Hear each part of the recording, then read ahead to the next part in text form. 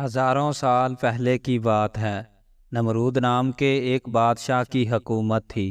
اس نے خدا ہونے کا جھوٹا دعویٰ کر رکھا تھا اور جو اسے خدا نہ مانتا اس پر بہت ظلم و ستم کرتا اور اسے قتل بھی کروا دیتا تھا۔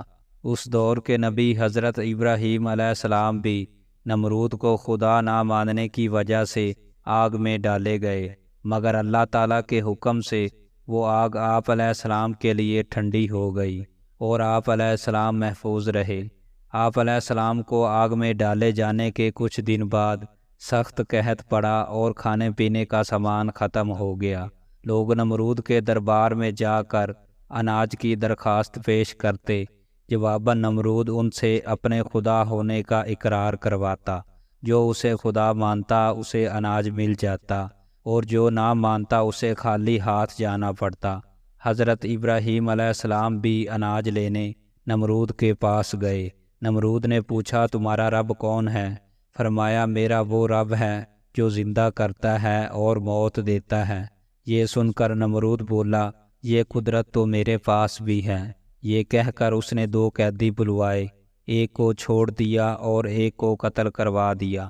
آپ علیہ السلام نے نمرود کی کم عقلی دیکھ کر فرمایا، میرا رب مشرق سے سورج کو نکالتا ہے، اگر تو خدا ہے تو مغرب سے سورج کو نکال کر دکھا۔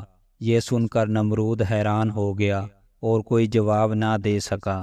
کچھ دیر بعد اپنی شرمندگی مٹانے کے لیے بولا، میرے پاس اناج نہیں ہے، جاؤ اپنے رب سے جا کر اناج مانگو۔ آپ علیہ السلام نمرود کے دربار سے نکل آئے اور گھر کی طرف چل پڑے۔ راستے میں ریت کا ایک ٹیلہ نظر آیا۔ آپ علیہ السلام گھر والوں کو خوش کرنے کے لیے اسی ریت سے ایک تھیلا بھر کر گھر لے آئے اور سو گئے۔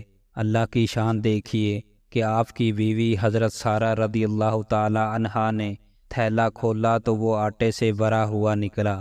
انہوں نے فوراً روٹیاں بنائی اور آپ کو جگایا۔ روٹیاں دیکھ کر آپ علیہ السلام بولے، یہ کہاں سے آئیں؟